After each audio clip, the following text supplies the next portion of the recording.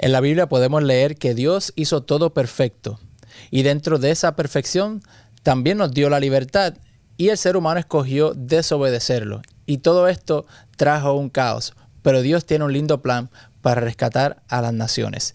Esto y otros temas estaremos analizando en Estudiemos Juntos. ¿Quieres profundizar tu relación con Dios y vivir un discipulado como lo enseñó Jesús? Entonces, la Escuela de Discipulado Orgánico es para ti. Aquí aprenderás a caminar en una fe auténtica, crecer en comunidad y ser parte de una transformación real en tu entorno. No esperes más.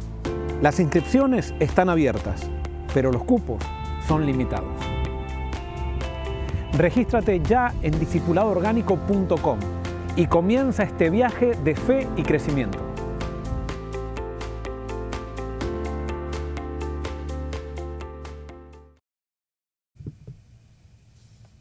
Muy bien, hoy estamos analizando y estudiando la lección número 5 que se titula Las Naciones, segunda parte. Y esta es la primera parte de ese estudio que vamos a estar haciendo hoy, que sale los domingos a las 9 de la mañana. Como ya lo han visto, estamos dividiendo la escuela sabática en dos partes. La primera sale los domingos a las 9 de la mañana y la segunda parte sale los miércoles a las 9 de la mañana.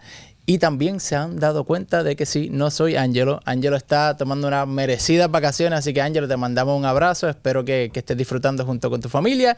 Y hoy aquí en la mesa estoy con Denar y Joel, así que, bueno, aquí estamos. ¿Cómo se sienten? Bien, un gusto sí, de poder estar con vos acá. Sí. Bueno, y mientras Ángela está cortando leña allá al norte de Estados Unidos. Está con su camisa de leñador. Sí. Qué bueno.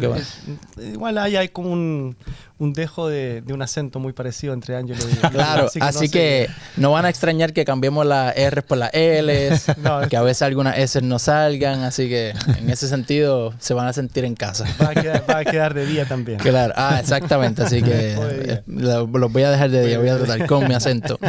Bueno, antes de comenzar a estudiar, vamos a tener una oración. Joel, ¿puedo orar? Bueno, Señor, ilumínanos para entender tu palabra, para que a través del diálogo podamos descubrir lo que tú nos quieres decir. Esto te lo pedimos y te lo agradecemos en el nombre de Jesús. Amén. Amén. Bueno, aquí estamos en la lección número 5, esta primera parte, y comienza hablando acerca de Génesis. La semana pasada estuvimos hablando acerca de cómo Dios llama a Abraham y lo hace ver que a través de él quiere bendecir a todas las naciones. Y hoy comienza la lección hablando acerca de Génesis 2, en la caída, cuando Dios les da el mandato de no comer del fruto, que le llaman aquí como quien dice el primer mandamiento. Y bueno, vamos a leerlo, que es una historia bastante conocida, pero bueno. Está en Génesis 2, 9 al 17. Así que no sé quién, el que lo tenga, que pueda leerlo. Génesis 2, 9 al 17. Parto yo, después sale tú, Joel. Y Jehová Dios hizo nacer de la tierra todo árbol delicioso a la vista y bueno para comer. También el árbol de la vida en medio del huerto y el árbol de la ciencia del bien y del mal. Y salía de Edén un río para regar el huerto, y de allí se repartía en 4 brazos. El nombre del uno era Pisón. Este es el que rodea toda la tierra de Havila, donde hay oro. Y el oro de aquella tierra es bueno, y allí también bedelio y ónice. El nombre del segundo río es Gihón. Este es el que rodea toda la tierra de Cus. ¿Sigue tú, Juan? El tercer río se llama Hiddekel. Es el que va al oriente de Asiria. El cuarto río es el Éufrates. Tomó pues Jehová Dios al hombre y lo puso en el huerto de Edén para que lo labrara y lo cultivara. Y lo cuidara, perdón. Y mandó Jehová Dios al hombre diciendo: de todo árbol del huerto podrás comer, pero del árbol del conocimiento del bien y del mal no comerás, porque el día que él comas, ciertamente morirás. Bueno, y esto es un tema para mí sumamente curioso porque este asunto del árbol de la ciencia del conocimiento del bien y del mal, esto es algo que Dios plantó, según lo que está escrito, ¿verdad? Es un árbol. Sí. Es un árbol.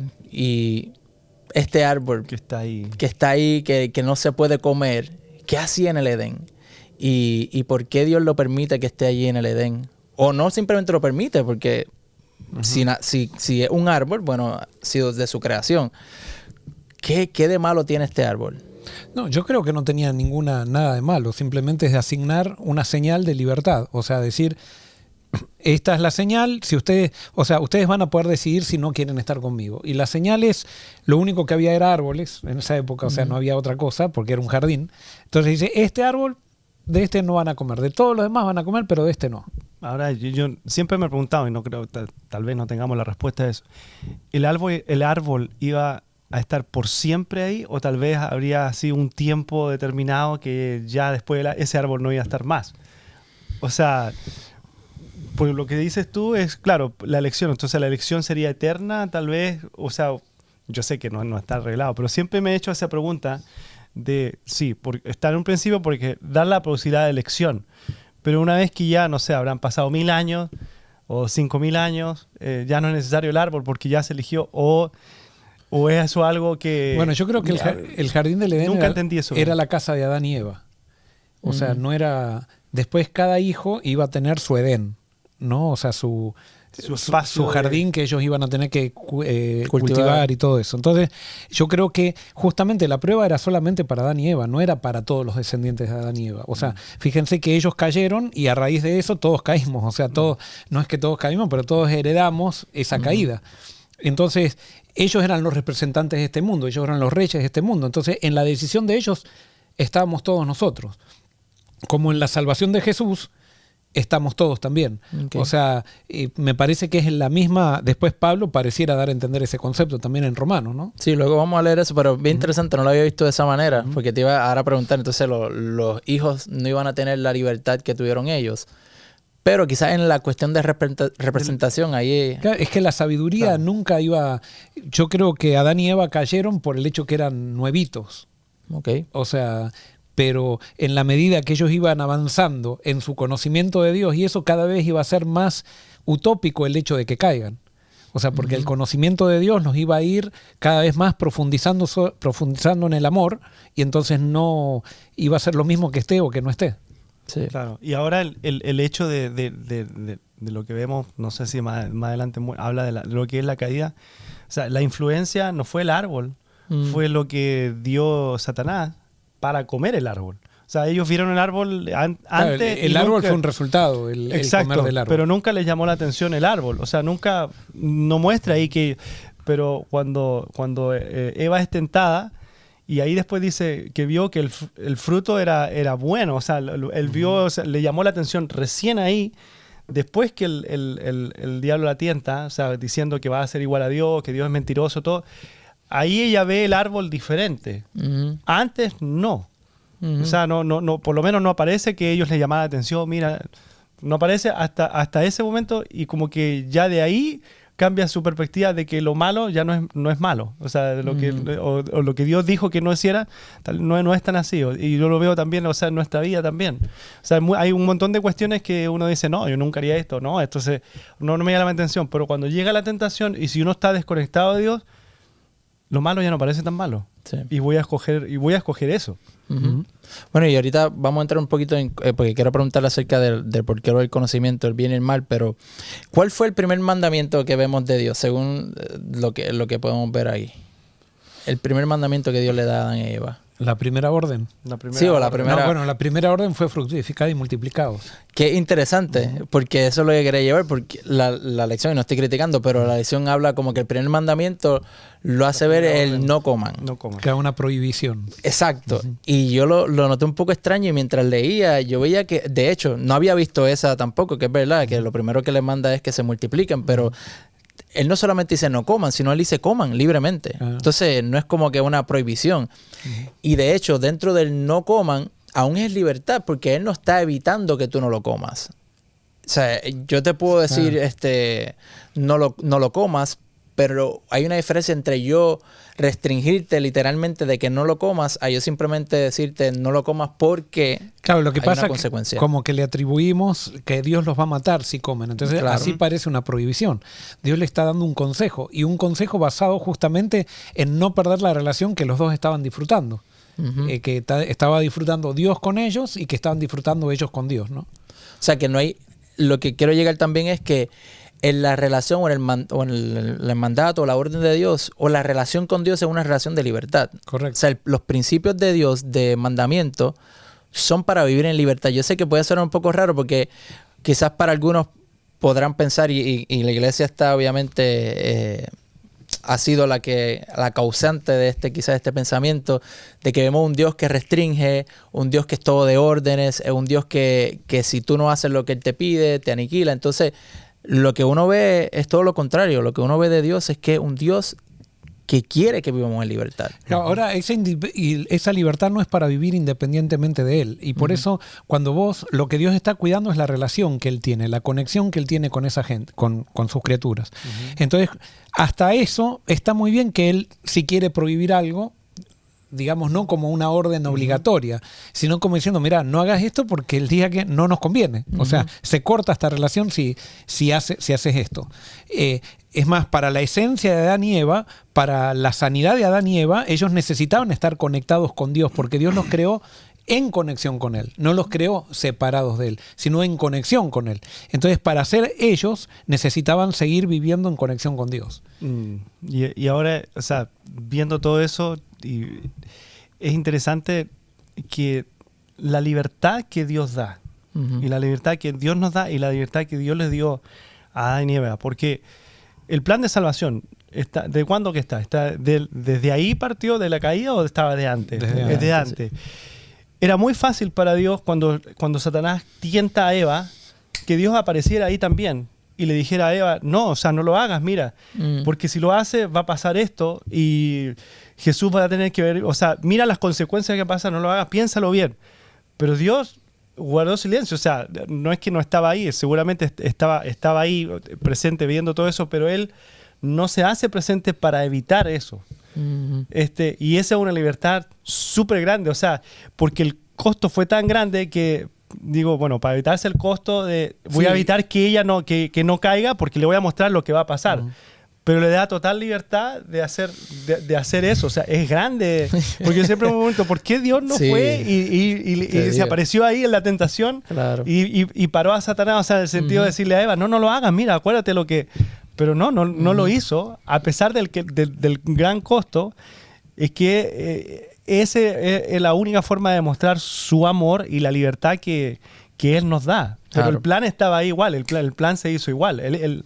Pero me parece interesante esa parte de que...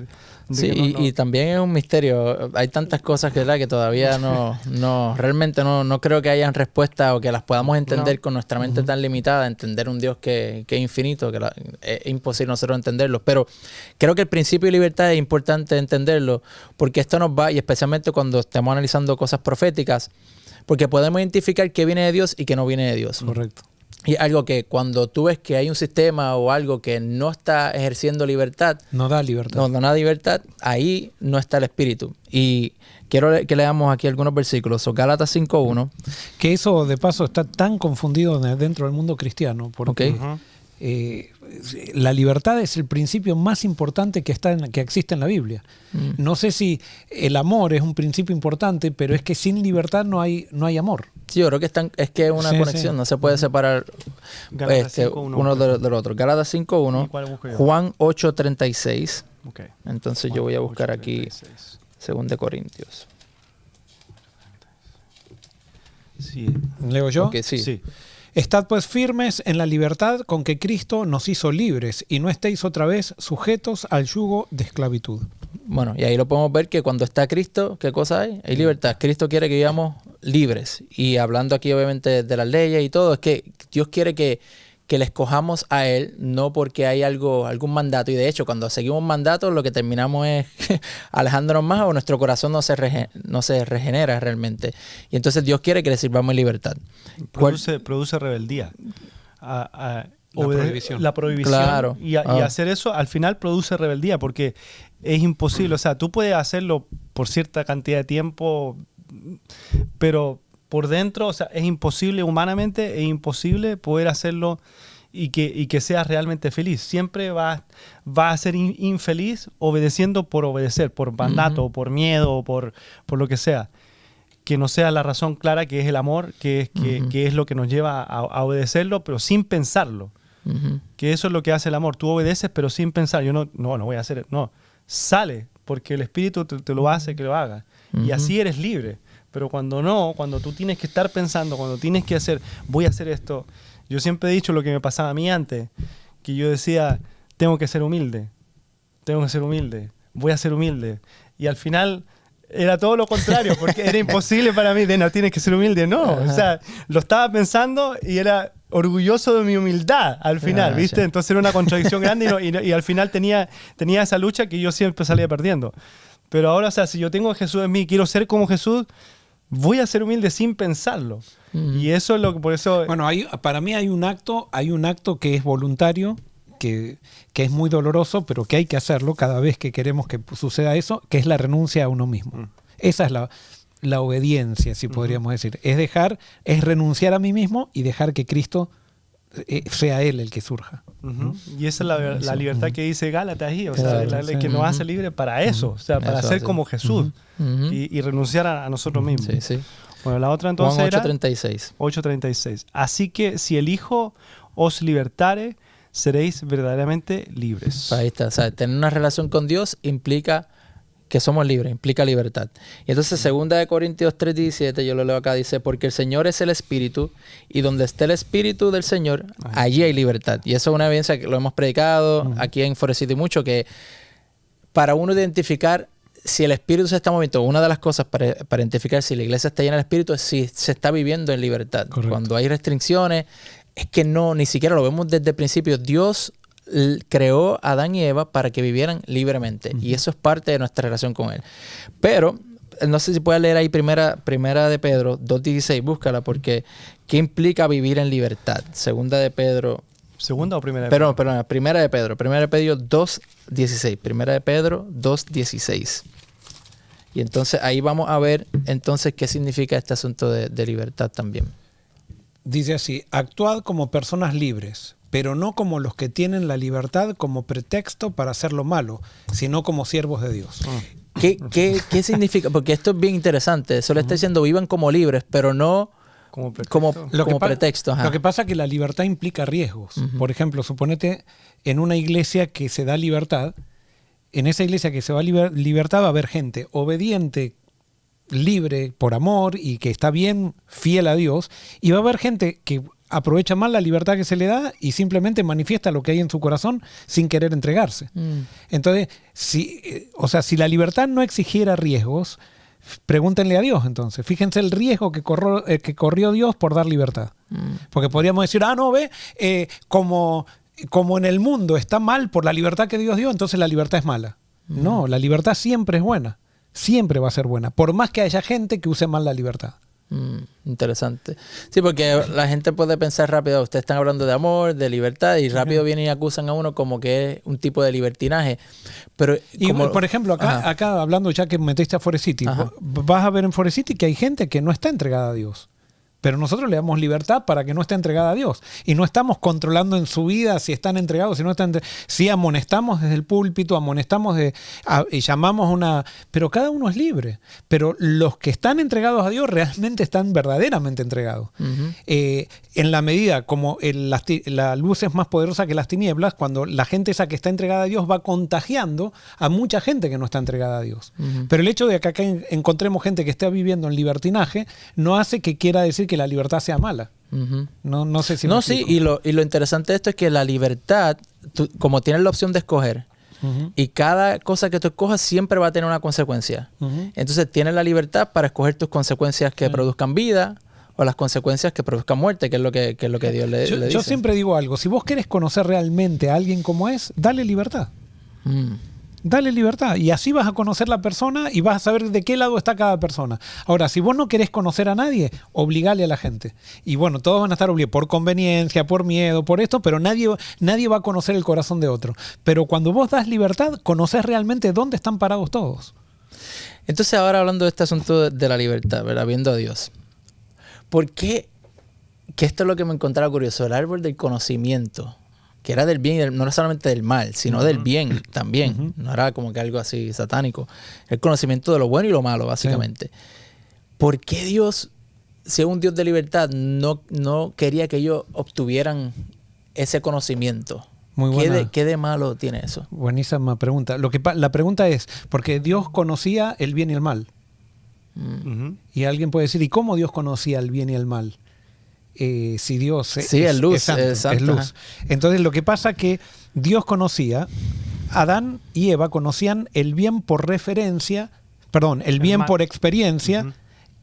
y el mal por referencia. Ujú. Dios conocía el bien por experiencia y el mal por experiencia.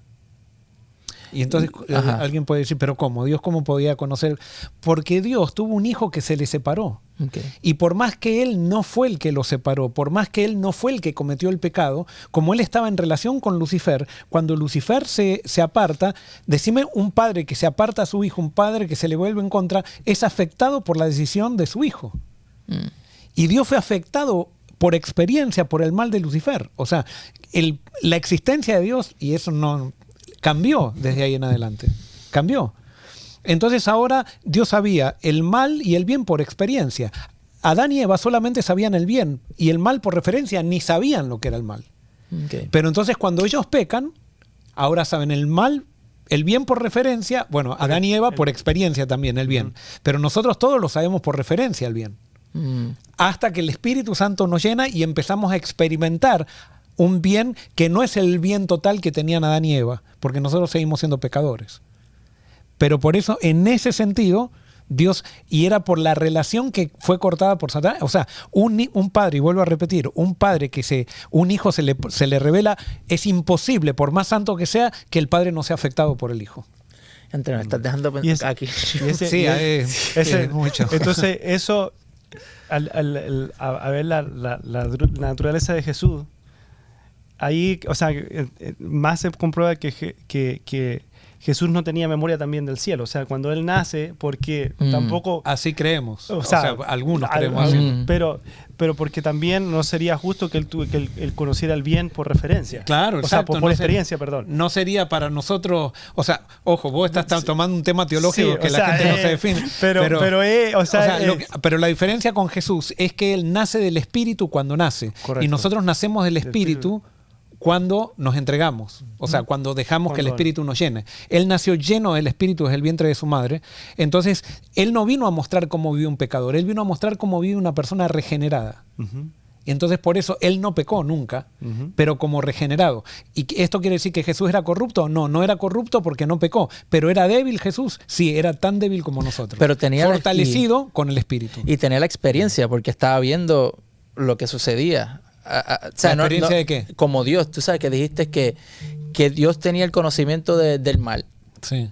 pero cuando Satanás o cuando Lucifer cae en pecado, ahí es cuando tuvo la experiencia de pecado, lo Sí, que pero era. yo no creo que Jesús, yo pienso Ajá. como moderno, o sea, pienso que Jesús no tenía memoria en el verbo. No, yo sé, pero estoy hablando de mientras vivía en la tierra, entonces él estaba viendo las consecuencias del pecado. Ah, sí.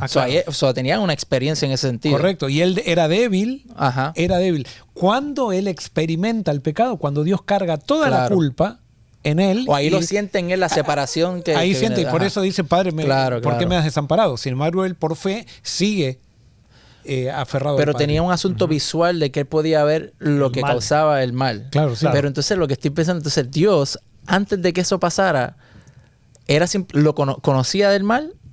Lo que pasa es que Dios, como es omnipotente, y ahí ya Ajá. no podemos entrar, Sí, claro, es sí, sí, sí. omnisapiente, Ajá. él sabe el fin desde el principio, entonces Sí, él- sí, sí. pero yo creo, claro, no.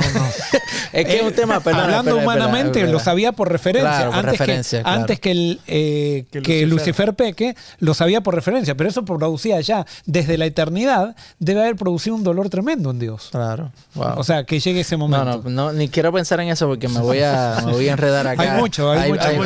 Sí, sí, es sí. que nuestra mente no nos da, o sea, no da la mente para llegar tan allá. Sí. Ah, podemos llegar hasta ahí nomás y de ahí queda Claro, un montón sí. de... Pero algo que estaba yo analizando es que, porque a veces uno piensa que Dios tirano, no quieres que tengas conocimiento propio, todo tiene que ser a través de Él. Egoísta. Egoísta, que Dios egoísta, pero realmente cuando buscamos el conocimiento propio, apartado de Él, podemos tener consecuencias negativas como las que podemos ver. Y entonces, Proverbios 3, 5 al 7, alguien que lo busque. Proverbios 3, 5 al 7. Joel busca ese. Colosenses 2.8 y yo voy a buscar 1 Corintios 1.20. Colosenses 2:8. Ok. Bueno, cuando lo tengan, Sí. ahí empiecen. 3, 5 al 7, Sí. Proverbios dice así. Confía en Jehová con todo tu corazón y no te apoyes en tu propia prudencia. Reconócelo en todos tus caminos y Él hará derechas tus veredas. No seas sabio en tu propia opinión, sino teme a Jehová y apártate del mal, porque esto será medicina para los músculos y refrigerio para los huesos. O sea, ahí simplemente lo que Dios quiere es que al nosotros buscar su conocimiento, Él endereza veredas. Y volvemos a lo mismo. Dios no te está obligando a seguirlo. Tú tienes la libertad de escoger el camino que tú quieras escoger, pero hay consecuencias. Las consecuencias de no escoger el conocimiento a través de Dios va a llevar siempre al declive. Colosenses 2:8. Mirad que nadie os engañe por medio de filosofías y huecas sutilezas, según las tradiciones de los hombres, conforme a los rudimentos del mundo y no según Cristo. Ahí está. O sea, que nuestro conocimiento debe estar fundamentado en Cristo. Y entonces 1 Corintios 1, 20 al 21 dice, ¿dónde está el sabio? ¿Dónde está el escriba? ¿Dónde está el que escudriña estos tiempos? ¿Acaso no ha hecho Dios que enloquezca la sabiduría de este mundo? Porque Dios no permitió que el mundo lo conociera mediante la sabiduría, sino que dispuso salvar a los creyentes por la locura de la predicación. Interesante eso. No quiso que conocieran a Dios a través de la sabiduría, pero sí a través de la predicación del Evangelio. ¿Qué les viene a la mente con eso? Claro, lo que pasa es que cuando el que predica teología para hacerse ver, no puede estar transmitiendo la sabiduría de Dios, porque Dios tiene que ser, o sea, tenemos que presentar a Dios. Entonces, cuando nosotros presentamos a Dios es locura, porque no hay ensalzamiento humano, no es la lógica humana. Así lo veo yo. Sí, ¿no? sí. Y entonces, y es locura por el hecho de que realmente hay que ejercer fe en esto y hay que creer en un Dios que no estamos acostumbrados a creer porque es un Dios demasiado bueno, que va en contra de toda la lógica y a todo lo que estamos acostumbrados nosotros a describir y a determinar como ser superior, ¿no? Claro. Que eso es lo que vino a presentar Jesús. Correcto, y por eso fue toda una locura Jesús. O sea, era todo lo contrario a lo que era el pensamiento humano, incluso el pensamiento o sea, del pueblo de del Dios. pueblo de Dios en Sí. ese tiempo es todo lo contrario. Entonces vino a cambiar todo eso y Y entonces vos te das cuenta que el que realmente puede tener la sabiduría de Dios es por sumisión, no es por estudio. por su misión, misión, no de sumiso, sino no, que- de sumiso. Ah, ya. De De su- sumiso. humilde. Es por someterte. O sea, vos no te sometés y podés hacer una teología espectacular, pero no vas a tener la sabiduría de Dios. Cuando te sometés, Dios te empieza a revelar cosas que te dan mucha alegría, las querés compartir, pero ya no es para vos mostrar tu sabiduría, sino para mostrar la sabiduría de Dios. Sí. ¿no? Entonces, este asunto de buscar el conocimiento fuera de Dios, pues trae todo este desastre en las naciones. Y lo vemos porque dentro de esa libertad, Dios le da la consecuencia. Si desobedecen o si comen de árbol del conocimiento del bien y el mal, dice que es lo que va a suceder. Morirán. Entonces ahí está lo que quizás mucha gente se entiende, que Dios dijo morirán, pero pareciera que es como si Dios dijera que los voy a matar por la consecuencia. Es como si Dios te está diciendo no comas porque si tú comes de esto voy a venir y te voy a aniquilar. Y estaba mirando que literalmente cuando tú traduces eso dice porque muriendo morirás. Y me encanta eso porque está diciendo muriendo, es diciendo que hay acciones que nosotros hacemos que son de muerte. Entonces, no es que Dios no quiera que tú lo siga arbitrariamente, sino que Él sabe que hay acciones en nuestra vida que son acciones de muerte. Hay comportamientos que nos van a llevar a morir. No es que Él nos va a matar por las consecuencias, ¿verdad? Te alejaste de mí, ahora lo que va a venir es que yo te voy a castigar y te voy a consumir y te voy a destruir. Sería ilógico querer matar a alguien que lleva a la muerte. O sea, claro. Sería totalmente un Dios Claro. que no sería sabio que un Dios quiera matar a alguien que ya va a la muerte. Claro. Y eso es el cambio de percepción que tiene Adán y Eva cuando pecan, cuando Dios los va a buscar y ellos tienen miedo. ¿Por qué tienen miedo? Porque ¿qué creen que Dios les va a hacer? Claro. Porque después de eso, o sea, yo creo que ellos creen que Dios los va a matar, o sea, Claro. o que los va a eliminar por haber pecado, o sea, por haber desobedecido, Y por eso están escondidos y tienen miedo. Claro. Pero es interesante, yo creo que algo lindo para entender entonces esto, y con esto termino, que lo que va a suceder al final, a veces le tenemos miedo a lo que Dios viene a hacer. Y quizás es por lo mismo, porque estamos viendo las consecuencias y vemos las naciones, el desastre, y lo que Dios viene es a destruir todo. Y tenemos versículos que no vamos a entrar en ellos por tiempo, pero Romanos 6:23 nos dice que la paga del pecado es la muerte. O sea, no es Dios. Dios lo que da es vida. El regalo de Dios es vida. Es vida, no puede hacer otra cosa. Juan 10:10 nos dice bien claro, nos describe quién es el enemigo, las características del enemigo y las características de Dios. Que el enemigo viene ¿a qué? A matar, robar y destruir. Y Dios viene a dar vida. Claro, nosotros a veces confundimos a Dios como si fuera un bombero, que hay un incendio y viene y agarra una manguera y tira fuego en el incendio. No, trae agua. O sea, Dios, claro. Si nosotros estamos yendo a la muerte, Él viene a salvarnos, viene con agua, no viene con más fuego. Claro, así es, así es. Y bueno, esto ha sido todo por este estudio de hoy, que hemos visto que Dios en nuestro caos, en nuestras malas decisiones, se mete en nuestra vida para rescatar y salvar. Ahora en la próxima lección vamos a analizar entonces qué sucede, porque ahora las naciones han caído en pecado, se han corrompido, pero Dios tiene un propósito grande para salvar y rescatar, porque ese es quien es Él. Así que gracias por estar aquí hoy. Vamos a orar. Dena, ¿puede orar? Sí, seguro. Señor, te damos gracias por este estudio, por siempre tener la bendición de tu Espíritu en nuestra vida, para que nos muestres lo que necesitamos aprender de ti, conocerte más y teniendo la seguridad del amor que tú tienes por nosotros. En nombre de Jesús. Amén. Amén. Bueno, y si este programa ha sido de gran bendición para tu vida, te pedimos que te suscribas a este canal, dale subscribe o suscribirte, dale like. También dale a la campanita, porque esa campanita te va a ayudar a que te lleguen las notificaciones de cada video que nosotros hacemos. Y también deja un comentario, nos gusta leer y eso también ayuda a que la misión se expanda. Y bueno, nos vemos este próximo jueves en nuestra parte 2. El miércoles. Perdón, el miércoles en la parte 2. Bendiciones. Hola amigos, soy Daniel Bosquet y os saludo desde el Campus Adventista de Sagunto. El verano de 2025 nuestra institución va a abrir las puertas a todo el mundo, a interesados en participar de la Escuela de Discipulado Orgánico de Forest City con el pastor Joel Barrios. Así que no te lo pienses más, porque va a ser de gran bendición. A orillas del Mediterráneo, este campus va a abrazar a todos los que vengan a este curso. Nos vemos aquí.